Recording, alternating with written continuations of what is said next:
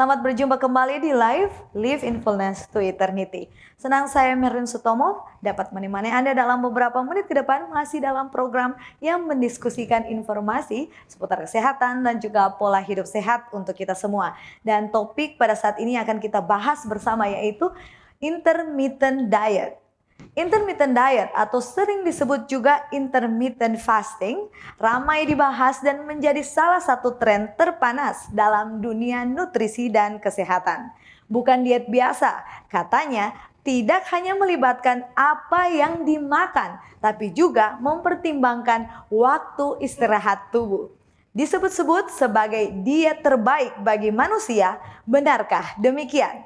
Tetaplah bersama kami karena saat ini sudah tersambung di studio narasumber kita, Mem Grace Kaparang. Dan bersama-sama kita mengeksplor manfaat dan tantangan dalam mempraktikkan pola makan intermittent diet ini. Mem Grace menamatkan diri sebagai sarjana keperawatan dari Universitas Kelabat pada tahun 2011 silam dan profesi nurse di tahun 2014 dari universitas yang sama.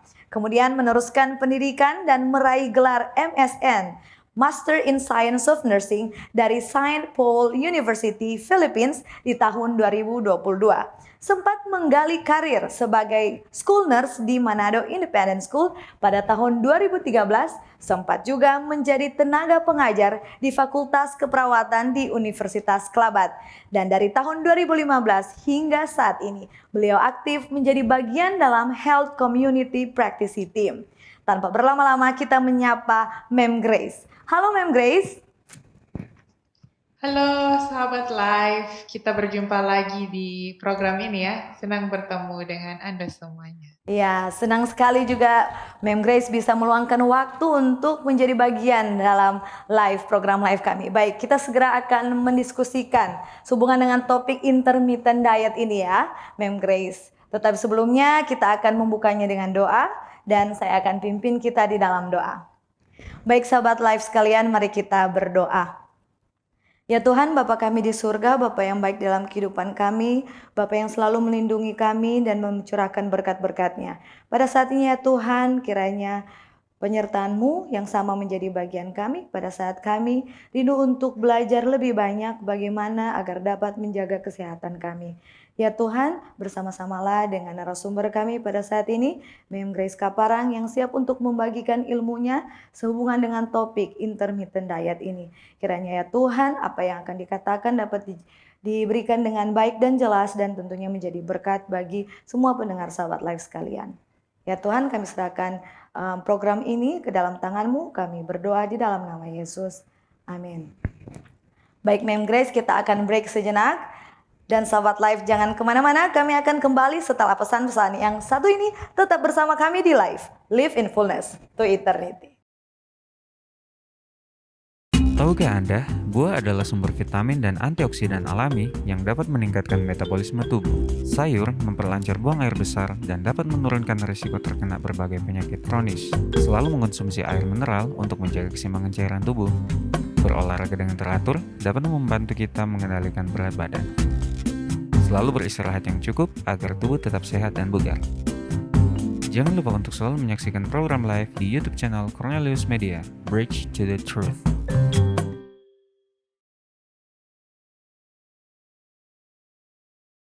Kembali lagi dengan kami di Live in Fullness to Eternity. Dan kita langsung ke narasumber kita, Mem Grace Kaparang, sehubungan dengan topik kita intermittent diet. Baik, Mem Grace, sehubungan dengan judul kita intermittent diet, ini sebenarnya seperti apa? Oke, ya intermittent diet ya. Jadi kalau misalnya kita ambil dari arti katanya, intermittent berarti berjangka. Berarti ada kalau misalnya intermittent ini lawan katanya adalah continuous atau terus-menerus. Jadi kalau intermittent berarti ada jeda. Nah, kalau dibilang intermittent diet berarti makannya itu ada jangkanya. Jadi kalau misalnya Anda pernah dengar juga istilah yang namanya intermittent fasting. Nah, ini fasting ini adalah puasa. Jadi makannya ada waktunya. Mhm. Makanya kalau juga Bapak Ibu sahabat live juga pernah dengar namanya time restricted feeding, itu adalah bahasa lainnya di mana tipe makan seperti ini berfokus kepada jam makan. Jadi ada batasan-batasan di mana seseorang itu boleh makan dan tidak makan. Jadi sekali lagi intermittent diet atau intermittent fasting atau time restricted feeding adalah pola makan yang berfokus pada jam makan yang diatur sedemikian rupa sehingga apakah mau mencapai penurunan berat badan ataupun untuk memperbaiki kesehatan yang fokusnya adalah pada jam makan ya. Seperti itu mungkin. Oke, baik. Mem Merklin ya. Iya. Jadi sebenarnya intermittent diet atau intermittent fasting itu sebenarnya membicarakan hal yang sama ya, Mem Grace? Benar sekali, fokus kepada batasan waktu makan seperti itu. Oke, baik. Nah, kalau kita membandingkan intermittent diet ini dengan tipe diet-diet lainnya, apa yang membedakannya ini? Oke, jadi sama seperti yang saya bilang tadi bahwa intermittent fasting ini berfokus kepada jam makan. Berbeda dengan contoh yang kita sudah pernah bahas, seperti ketogenic diet atau plant-based diet itu pada tipe makanan apa yang dimakan. Atau juga Mediterranean diet itu juga adalah tipe makanan. Sedangkan kalau intermittent fasting ini kebanyakan berfokus kepada waktu makan, jam makan. Jadi itu bedanya. Mungkin saya bisa tambahkan sedikit. Kalau kita bicara mengenai nutrisi, dia itu ada 3 komponen. 3 komponen. Yang pertama adalah jenis, kemudian jadwal, dan jumlah. Nah, kalau yang tadi yang keto diet, plant-based diet, Mediterranean diet, itu adalah berfokus kepada jenis makanan. Sedangkan kalau jadwal makan, nah intermittent fasting atau intermittent diet inilah yang termasuk pada yang berfokus pada jadwal makan. Nah kalau jumlah kebanyakan itu akan bervariasi, belum ada tipe diet yang berfokus kepada.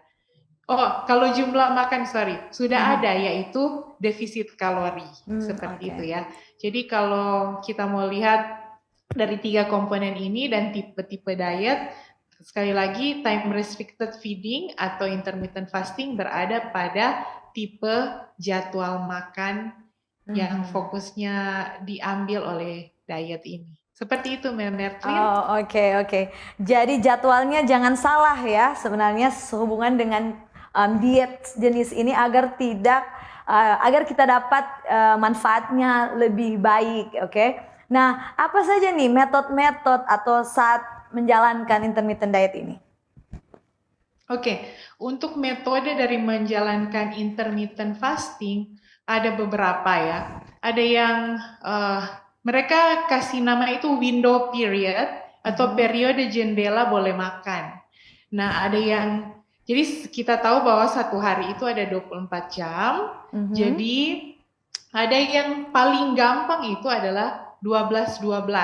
Jadi 12 jam boleh makan, kemudian 12 jam lagi puasa. Itu yang tipe pertama. Kemudian ada yang kemudian menambahkan jam puasa ya. Ada yang 16-8, artinya 16 jam itu puasa, kemudian 8 jam makan. Ada yang 18-6, 18 jam puasa hanya 6 jam makan. Kemudian ada 24, 20 jam puasa, kemudian 4 jam makan. Dan ada juga yang bilang OMAD atau one meal a day, hanya makan sekali saja dalam satu hari. Kemudian berikutnya ada yang alternate day fasting, jadi hari ini makan, besok tidak, kemudian baru besoknya lagi makan. Ada juga yang tipe seperti itu. Nah, ada juga yang semakin tinggi tingkat ketahanannya, ada yang bisa puasa 3 hari, ada yang puasa 7 hari, dan ada yang sudah mencoba 40 hari dan ada juga yang pernah mencoba sampai 300 hari, tapi kalau itu memang harus under itu ya, Supervise. intens Oke. intens ini monitoring dari dokter seperti itu. Jadi itu ya, tadi ada 12-12, 16-8, 18-6, 24, one meal a day, alternate day fasting, kemudian fasting 3 hari, water fasting, kemudian 7 hari fasting dan juga seterusnya. Seperti itu tipe-tipe yang sudah pernah dilaksanakan oleh orang-orang. Seperti itu, Mbak Oh, Merklin. oke. Jadi sebenarnya ini sangat bervariasi ya bagaimana kita melakukan intermittent diet ini. Dari semua variasi-variasi metode-metode yang sudah disampaikan tadi oleh Mem Grace, mana nih Mem Grace yang lebih direkomendasikan untuk kita pada umumnya? Oke, jadi mengapa ada banyak variasi dari makanan ini, dari jam makan ini? Karena itu bergantung pada kondisi ya. Pada kondisi ada yang tidak bisa untuk langsung bisa hanya 1 kali makan sehari, itu akan mencoba yang lebih rendah. Jadi kalau misalnya mau direkomendasikan itu memang betul-betul harus tahu kondisi dari diri. Tapi untuk beginner kalau yang mau masih pemula sekali itu mungkin disarankan 12 jam ya.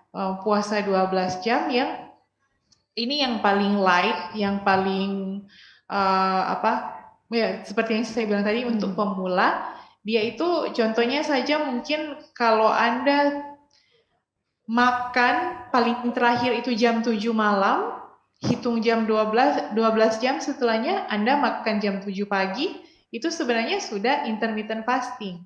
Kalau Anda makan terakhir jam 7 malam ya, itu ya 12 jam sudah. Jadi kalau misalnya mau mulai mungkin bisa direkomendasikan untuk 12 jam dulu baru tingkatkan sesuai dengan kemampuan tubuh untuk tahan puasa seperti itu.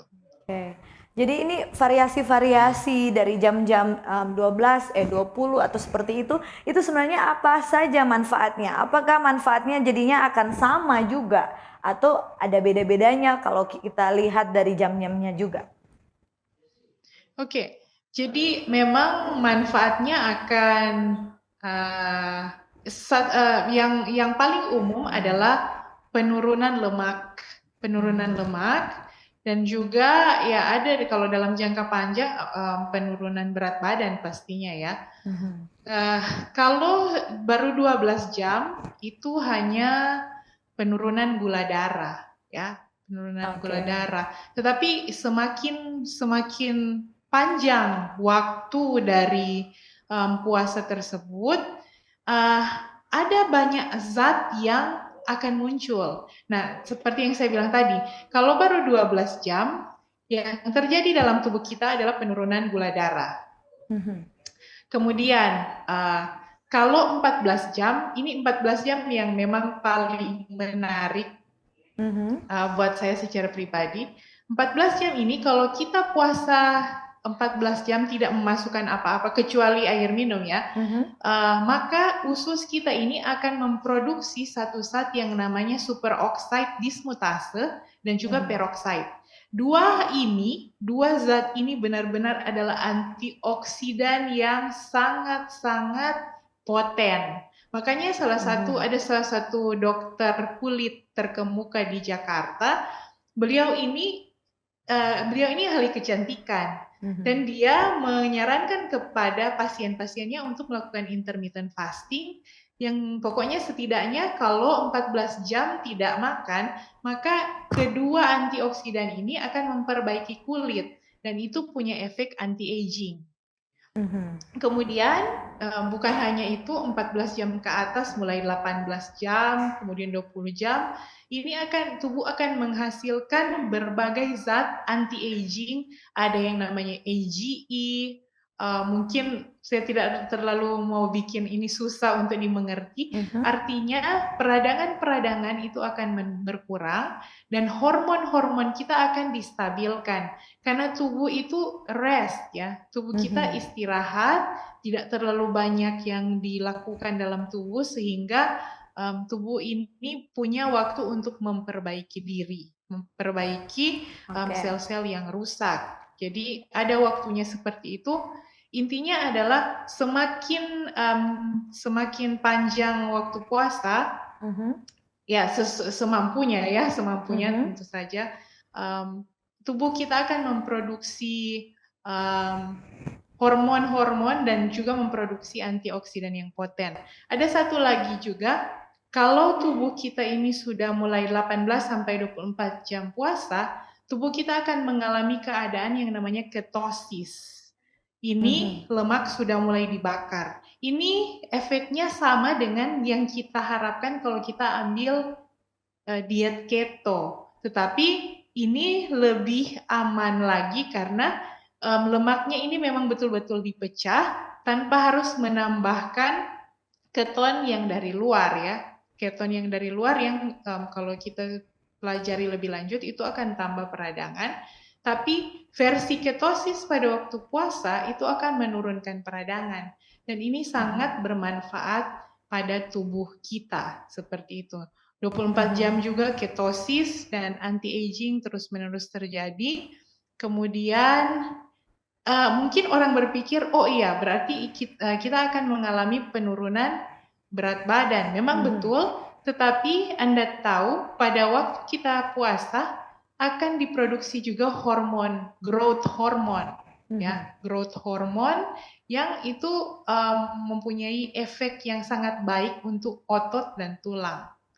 Ada banyak sekali ya, kalau mau cari yang lebih detail boleh juga, tetapi memang puasa ini sangat bermanfaat dan perbedaan antara jam seperti yang ditanyakan tadi itu memang ada beda. Kalau semakin rendah, ya itu hanya sekedar penurunan gula darah saja, tetapi semakin panjang, mungkin saya bilang sampai 3 hari ya begitu, maka yang hormon-hormon tadi yang saya katakan, antioksidan, hormon, growth hormone, kemudian ketosis itu akan terjadi pada waktu di jam-jam yang lebih panjang.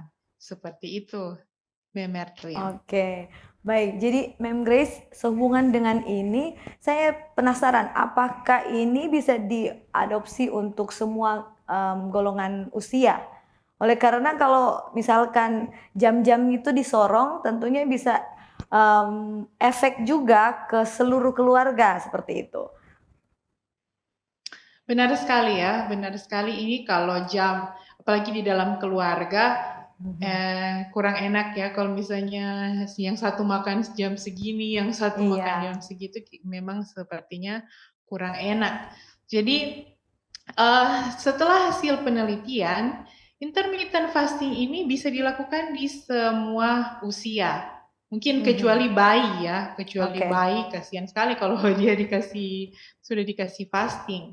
Tapi kalau misalnya dipertimbangkan umur 12 tahun ke atas, ini aman untuk semua golongan usia, Hanya saja hati-hati dilakukan kalau misalnya memang belum terbiasa kepada orang yang sakit MAH dan juga diabetes. Tetapi sebenarnya ternyata dua penyakit ini pun bisa dilakukan. Yang penting ada pengukuran insulin bagi orang yang diabetes. Sedangkan orang yang sakit MAH sebenarnya soal mindset, hanya soal mindset, karena kalau orang selalu menganggap bahwa lambung itu, kalau lambung tidak dikasih makanan itu akan tambah asam dan kemudian memakan bagian dalamnya. Sebenarnya tidak demikian, terbalik. Kalau misalnya lambung itu tidak diisi, dia tidak akan bekerja, maka radang itu tidak akan dipicu sebenarnya. Kalau misalnya pada waktu makan, jam makan kita boleh minum dan kemudian asam yang di dalam lambung itu bisa encer, tidak terlalu asam. Jadi kesimpulannya adalah disarankan umur 12 tahun ke atas itu aman untuk segala usia, walaupun ada beberapa precaution yang perlu diperhatikan. Seperti itu, Mem Mertlin. Oke, baik. Nah, ini berhubungan dengan bahaya-bahayanya. Apa ada resiko yang terkait dengan diet ini yang harus kita ketahui ini? Oke, kalau bahayanya dari intermittent fasting ini adalah kalau ini tidak dikontrol, sama seperti yang saya katakan tadi bahwa ada orang yang diabetes dan kemudian ternyata gula darahnya itu sudah terlalu turun, itu bisa drop ya, itu bisa drop. Dan kemudian orang yang sakit mah, kalau dia juga tidak minum air untuk mengencerkan asam lambungnya, itu juga bisa memperparah. Jadi sebenarnya masih aman, hanya saja kalau dengan kondisi-kondisi yang dua tadi saya bilang, itu perlu untuk cek terus gula darahnya itu masih di batas normal atau tidak, dan kemudian yang asam lambung itu perlu minum. Sementara ini bahayanya ya kalau tidak terkontrol saja ya seperti itu, dan kemudian kalau ada yang memang fasting dan berencana untuk mengakhiri hidup ya itu juga sih. Terlalu panjang dan tidak di backup untuk nutrisi yang jelas pada waktu mau break the fast, mau memutuskan fasting itu. Ya, jadi cukup aman sebenarnya. Seperti itu, Mehmet. Alright, baik. Nah, apakah ini aman juga nih kalau kita lakukan di jangka panjang? Atau sebaliknya nih, apa aman kalau tidak konsisten untuk menjalankan diet ini? Oke, kalau secara jangka panjang, ada beberapa teman saya sudah melakukan intermittent fasting selama, saya pikir sudah 8 tahun ya. Sudah 8 tahun. Kalau saya secara pribadi, saya baru 1-2 tahun belakangan ini mempraktikkan intermittent fasting. Jadi kalau jangka panjang itu terbukti sangat aman. Dan kalau tidak konsisten, misalnya kalau 1 hari atau 2 hari ternyata kita ada terjadi distorsi atau penyimpangan di jam makan, sebenarnya tidak terlalu berpengaruh seperti itu ya. Jadi aman-aman saja untuk dilakukan jangka panjang, ataupun tiba-tiba ada penyimpangan, tidak konsisten untuk intermittent fasting. Seperti itu, Memertre. Oke. Nah, apakah diet intermittent ini juga ampuh dalam membantu menurunkan berat badan nih? Dan juga untuk mungkin tingkatkan kesehatan secara keseluruhan?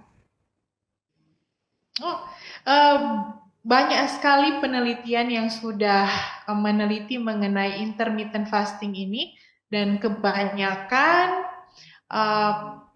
saya mau bilang istilah yang lebih menurut saya lebih cocok sih, bahwa intermittent fasting ini dapat menormalkan saya bilang ya, menormalkan berat badan. Kenapa saya bilang ini? Karena tadi banyak hasil penelitian, banyak yang bilang menurunkan berat badan. Tetapi saya baru 2 dari teman saya yang melakukan intermittent fasting ini, dan juga dia makan 2 kali sehari. Dia hanya makan 2 kali sehari, dan intermittent fasting pokoknya sekitar jam 4 dia itu sudah tidak makan sesuatu sampai besoknya lagi jam 8. Ternyata dalam seminggu mereka naik berat badan 2 kilo karena mereka underweight. Ini satu hal yang menarik gitu.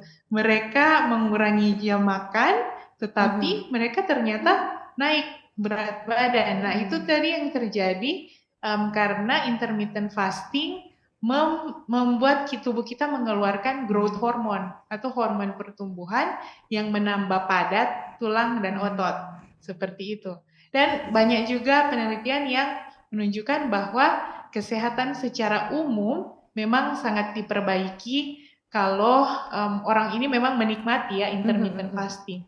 Tapi kalau puasa stres ya itu akan berparah. Seperti Oke. itu Mbak Merlin.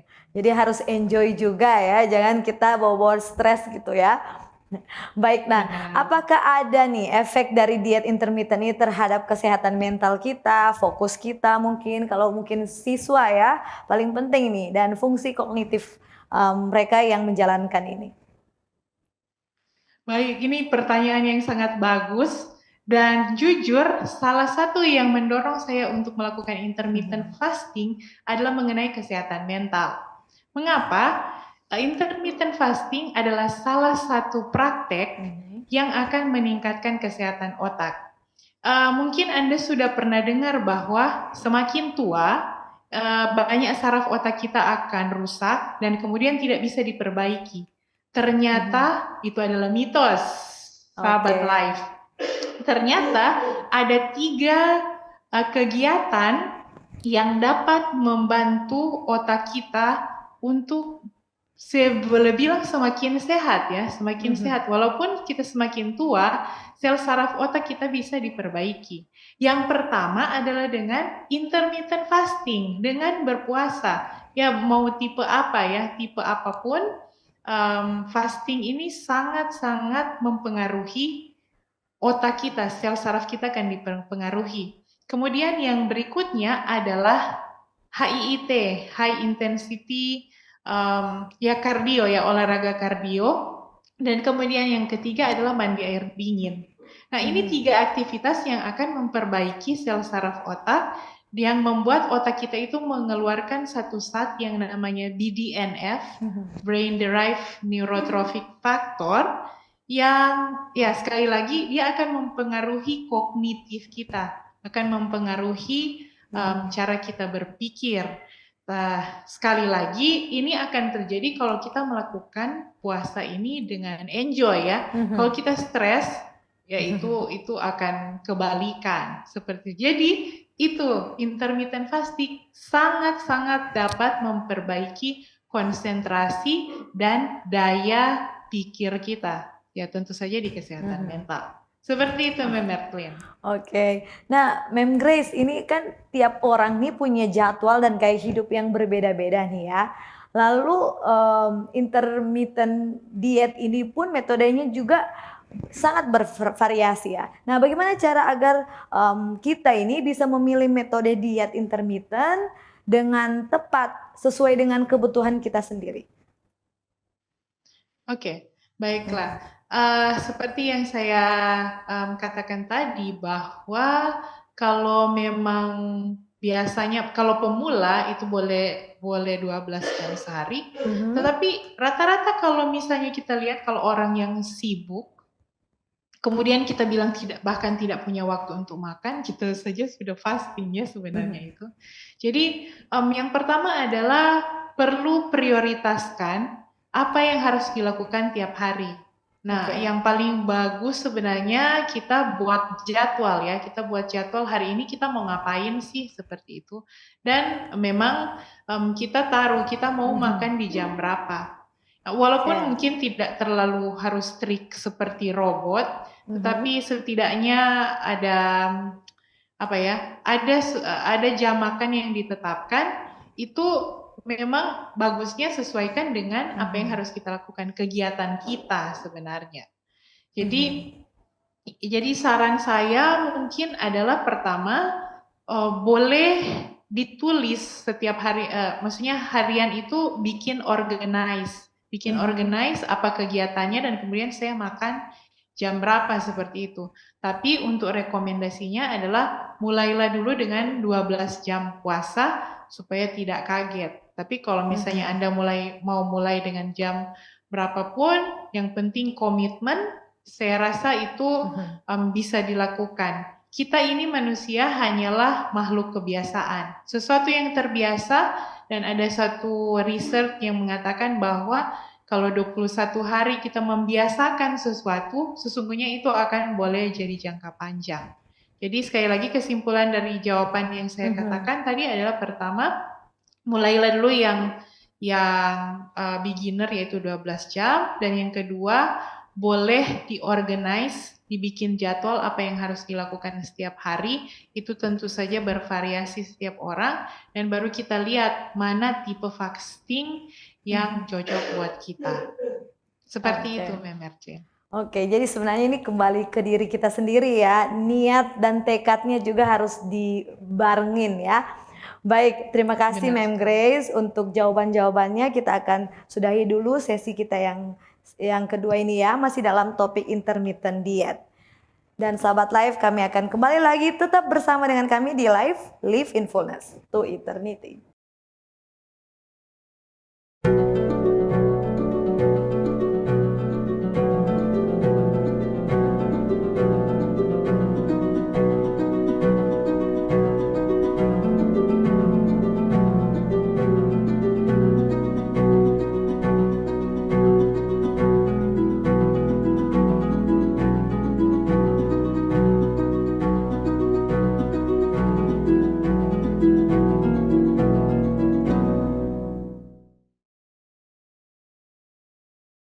Terima kasih Anda masih setia bersama dengan kami di Live in Fullness to Eternity. Kita kembali ke narasumber kita, Mem Grace Kaparang, masih dalam topik intermittent diet. Baik Mem Grace, ini sehubungan dengan intermittent diet. Bagaimana dengan mereka yang jadwalnya sangat amat padat? Nah, apakah intermittent diet ini dapat tetap efektif bagi mereka? Baik, ini pertanyaan yang bagus juga ya. Jadi kalau orang yang punya jadwal padat, biasanya kalau jadwal padat kita lupa makan ya. Jadi harusnya secara otomatis itu sudah seperti puasa. Hanya saja ada komentar-komentar yang bilang, aduh kamu makanlah begitu supaya tidak sakit. Nah, saya cuma mau jelaskan bagaimana sebenarnya orang-orang mungkin zaman dulu ya, orang-orang yang mungkin tidak seperti kita sekarang yang bisa ada storage, bisa ada kulkas atau apapun yang bisa simpan sampai lama makanannya.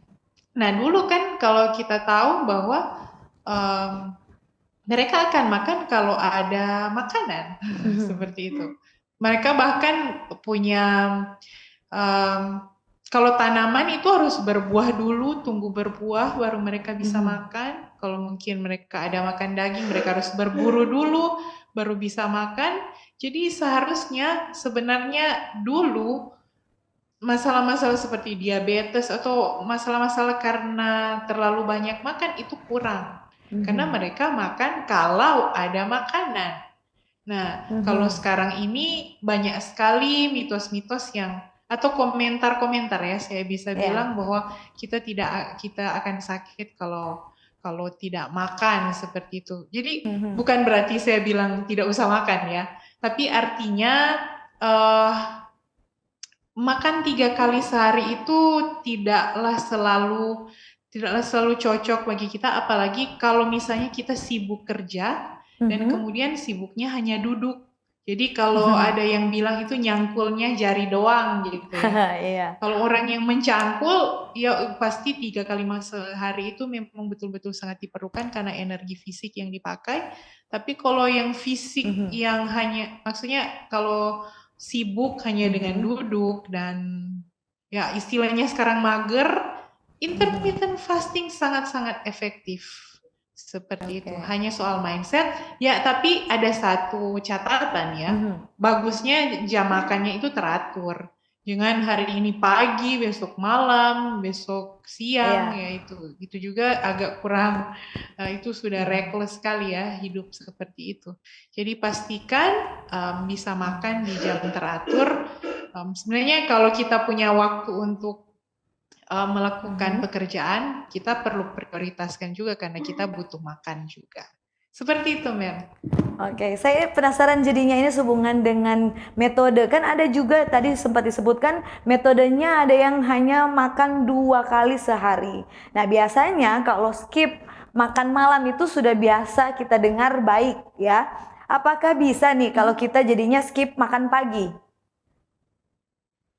Oke.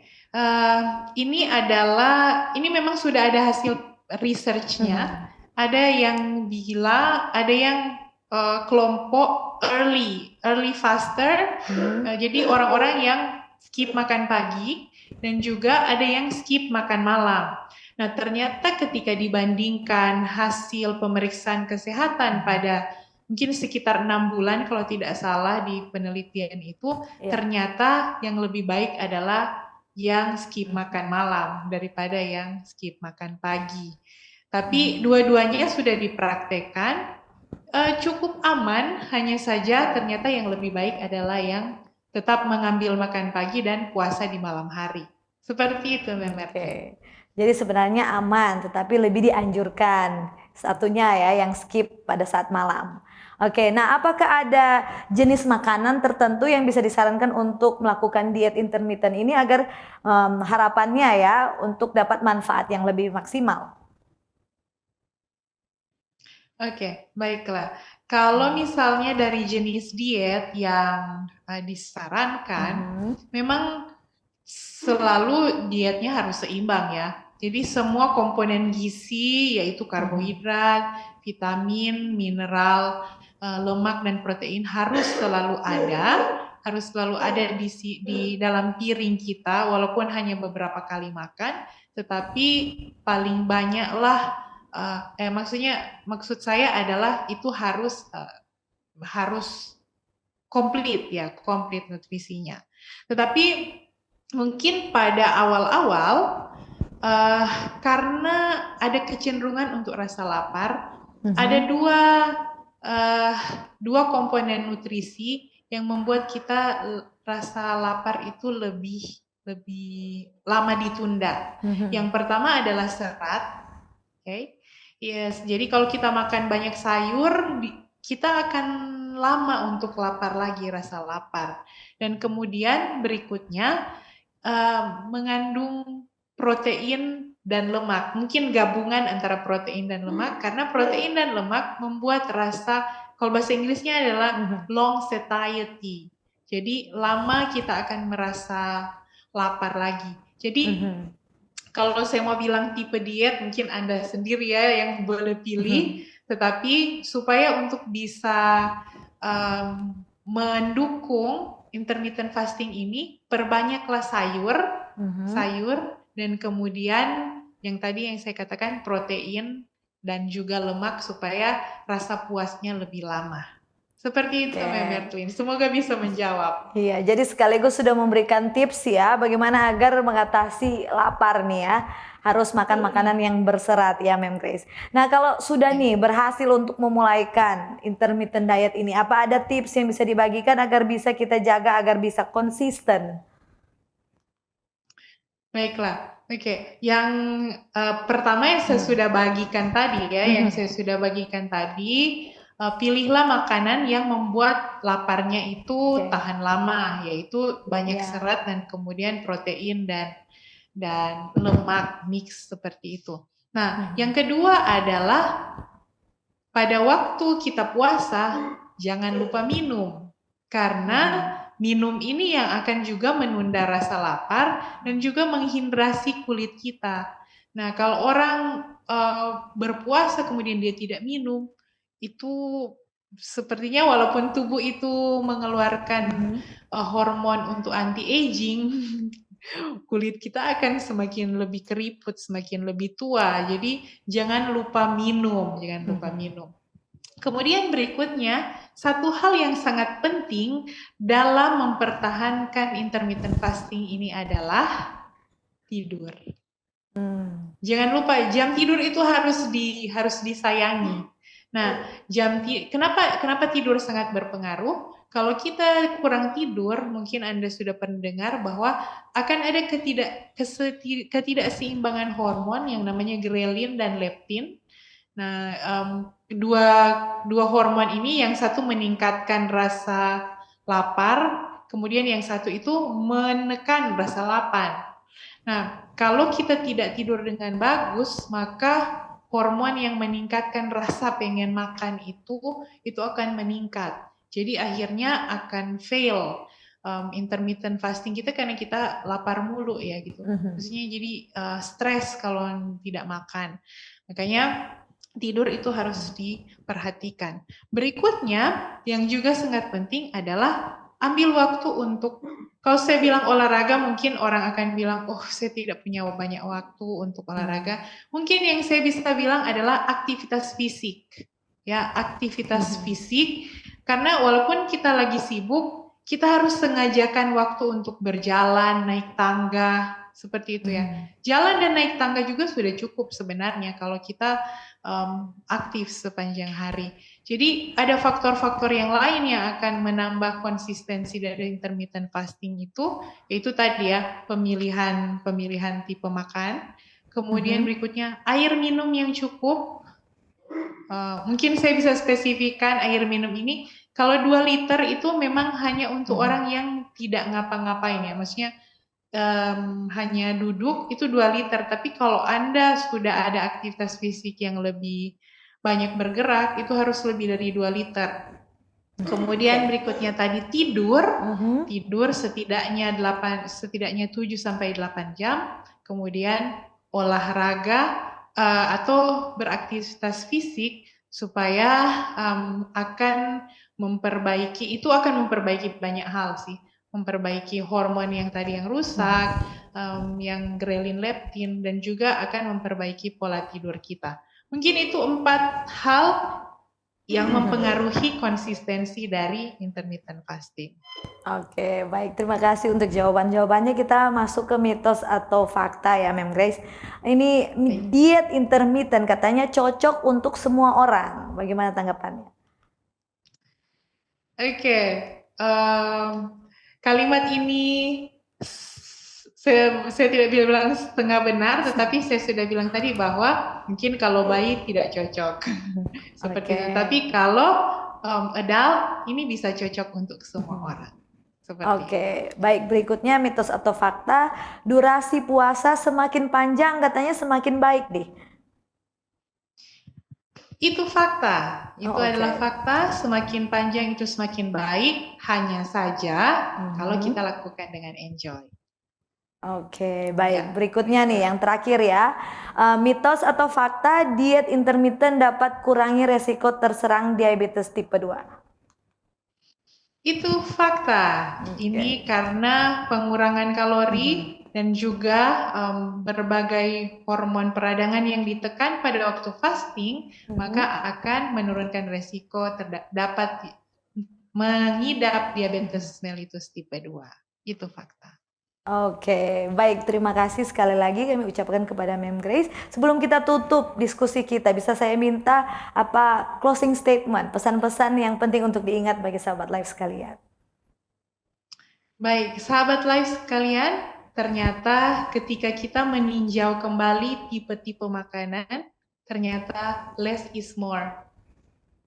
Ketika kita mengurangi makan pada saat ini dengan norma-norma yang berjalan, ternyata kebiasaan dari kebanyakan kita adalah terlalu banyak makan, maka intermittent fasting ini bisa Anda adopsi, bisa dicoba, sebagaimana yang saya bilang tadi, boleh dimulai dengan 12 jam puasa. Semoga saudara-saudara boleh mendapatkan manfaat ketika melakukan intermittent fasting ini, dan saya rindu untuk mendengar kesaksian dari saudara-saudara bagaimana melakukan intermittent fasting. Seperti itu, saudari. Oke, terima kasih untuk closing statement yang sudah mengundang ya untuk memberikan testimoni pada saat kita memulai ya intermittent diet ini. Baik, kita akan segera tutup diskusi kita. Bisakah saya minta Mem Grace untuk pimpin kita di dalam doa tutup? Baik, mari sahabat-sahabat live kita berdoa.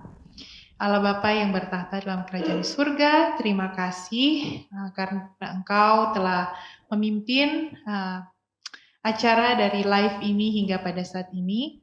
Bapak tolonglah agar setiap tips yang sudah kami dengar bukan hanya sebagai pengetahuan saja, tetapi ketika dipraktekkan itu boleh menjadi berkat kesehatan bagi tubuh kami, dan itu adalah semuanya untuk kemuliaan Tuhan.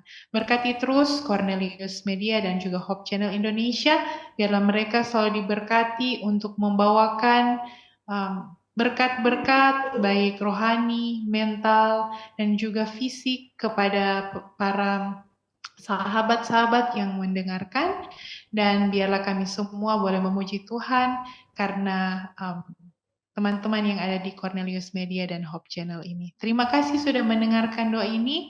Di dalam nama Yesus kami berdoa dan mengucap syukur. Amin. Amin. Baik, terima kasih sekali lagi kami ucapkan kepada Mem Grace yang tentunya sudah menjelaskan banyak informasi yang baik untuk kita semua sahabat live ya. Kiranya Tuhan memberkati Mem Grace dalam segala tugas dan tanggung jawabnya. Baik, terima kasih juga kami ucapkan kepada pemirsa di rumah sahabat live Cornelius Media dan Hope Channel Indonesia yang tentunya sudah dengan setia mengikuti program live ini hingga di penghujungnya.